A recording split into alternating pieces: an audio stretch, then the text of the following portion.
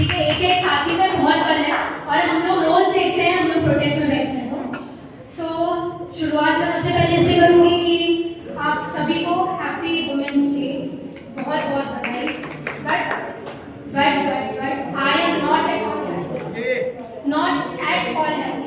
Because जो conditions चल रही है, जैसी सिचुएशन यहाँ पे चल रही है, जैसे हम लोग देखते आ रहे हैं ना वो कि एक तरफ एक महिला राष्ट्रपति हमारे जो फक्र की बात है, जो ऐसी पोजीशन में बैठी है जहाँ पहुंचना बहुत मुश्किल है, एक वो वुमेन और एक दूसरे वुमेन वो है जो लगातार अपनी फाइट सड़कों पे लड़ रही है। तो आई डोंट थिंक तो इसके लिए आप लोगों को खुश होने की जरूरत है। ये सिचुएशन अगर चलती रहेगी तो मुझे नहीं लगता कि किसी भी वुमेन को खुशी हो। हम लोग बात करते हैं वुमेन जेंडर डिस्क्रिमिनेशन की, जो हम लोग रोज देखते हैं फेडरेशन में। मोदी जी ने एक बहुत बड़ी मतलब उन्होंने नारा दिया था, बेटी बचाओ बेटी पढ़ाओ। उसके बाद बेटी बचाओ बेटी पढ़ाओ पूरा मैं कर देती हूँ। उसके बाद उसको सड़क पे बिठाओ, है ना, उसके बाद उसे प्रोटेस्ट करवाओ, उसके बाद उसको जेल भेजो। ये नारा पूरा करवाना चाहिए अभी, क्योंकि मैं तो रोज देखती हूँ एज अ गर्ल, मैं रोज देखती हूँ कि आप कितना वुमेन के पक्ष में हो, और मैं रोज देखती हूँ कि जितनी भागीदारी की आप बात करते हो वो पार्लियामेंट ऑल्सो आपने रिप्रेजेंटेशन वुमेन्स को तो ऐसे दिया कि जैसे हम लोगों को आप लोगों की जरूरत है रिप्रेजेंटेशन के लिए। क्यों भाई? जेंडर जो भी चीज है वो किसी के हाथ में है या नेचुरल है। भागीदारी हम लोग भी आपको दे सकते हैं, बट आपने जो पितृ सत्ता बना के रखी हुई है ना, वो आप लोगों को लेके जा रही है। और जो मोदी जी बोलते हैं कि विमेन्स को हम लोग रिप्रेजेंटेशन देंगे, हमारी पार्लियामेंट में हम लोगों को हमारे लोग लाएंगे, मैं लाऊंगा वुमेन्स को आगे। हम लोग ने बहुत बड़ा एक वुमेन्स रिजर्वेशन पास किया है। मैं आपसे पूछती हूँ, उसमें सबसे भारी मात्रा की महिलाएं, ओबीसी की महिलाएं कहाँ है? क्यों नहीं है उनका रिप्रेजेंटेशन? आप रिप्रेजेंटेशन भी ले लो तो उन लोगों के लिए जो ऑलरेडी इतने ज्यादा सुपीरियर हैं, जिनको किसी चीज की जरूरत नहीं है।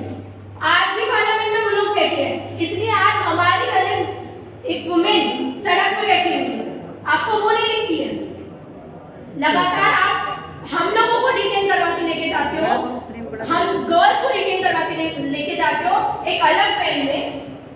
ये आप जेंडर इक्वालिटी की बात करते हो, तो मैं तो बिल्कुल खुश नहीं हूँ कि हम लोग ये चीजें बना रहे हैं, बिकॉज ग्राउंड लेवल पे तो ये हकीकत बिल्कुल भी नहीं है।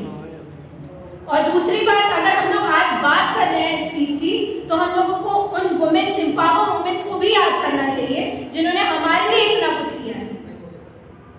हम लोग क्यों आज भी हम लोग बात करें, हम लोग ने किसी ने भी मैंने अभी तक सुना, किसी ने भी सावित्रीबाई फुले की बात नहीं की, किसी ने भी फुले की बात नहीं की यहाँ पे, किसी ने भी फातिमा शेख की बात नहीं की यहाँ पे। आज मैं यहाँ पे पढ़ के खड़ी हूँ, आज डॉक्टर रितु यहाँ पे प्रोटेस्ट कर रही है इतने टाइम से। आज आप लोग यहाँ पे जो बैठे, विमेन्स यहाँ पे जो आई है, जो आपने घूंघट नहीं लिया हुआ है, वो किसकी वजह से? क्यों नहीं लेते हम उनका नाम? क्यों नहीं हम लोग फ्रंट फुट में आके बोलते हैं, जैसे वो बोलते हैं कि हमारे यहाँ की एक प्राइम मिनिस्टर होती रही है इंदिरा गांधी? क्यों नहीं हम लोग बोलते हैं? मैं आपसे सवाल करती हूँ। आई नो कि मैं थोड़ा बहुत ज्यादा ऑपोजिशन में बोल रही हूँ, पर अपने लोगों से ही बातें शेयर की जाती है। हम लोग प्रोटेस्ट में बैठे हैं, हम लोगों के पास में रिप्रेजेंटेशन नहीं आता वुमेन्स का।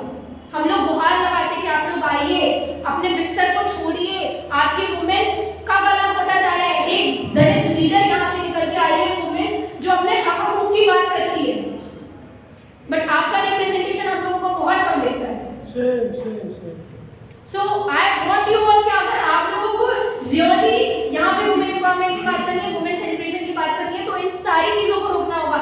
आप लोगों को अपने कंफर्ट जोन से बाहर आना होगा। जैसे हम लोग देखते हैं ना प्रोफेसर को, उसके पास में इतनी हिम्मत हमारे लीडर्स की वजह से आती है, फूलन को पढ़ने के बाद आती है। तो शायद आपने उस फूलन को नहीं पढ़ा, इसलिए आप यहाँ पे नहीं आते, तो आपको उस फूलन को पढ़ने की जरूरत है। सो आई जस्ट वांट कि आप लोग यहाँ पे आए, आपने मेरी बात सुनी। I am very glad, thank you very much. जय भीम।